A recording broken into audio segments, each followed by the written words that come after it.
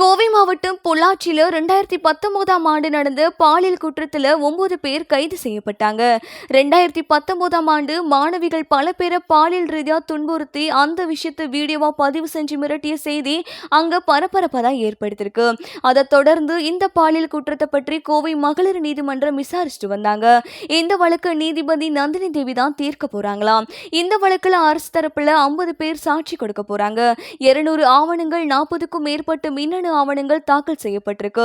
குற்றம் சாட்டப்பட்ட 9 பேரும் சேலம் மத்திய சிறையில் அடைக்கப்பட்டிருக்காங்க.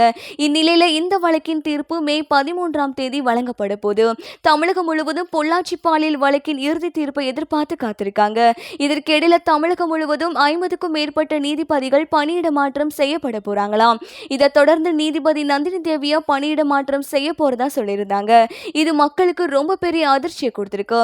ஆனா இந்த வழக்குக்கு தீர்ப்பு வழங்கின பிறகுதான் கரூர் மாவட்ட நீதிமன்ற பணிக்கு நீதிபதி நந்தினி போக போறாங்களாம்.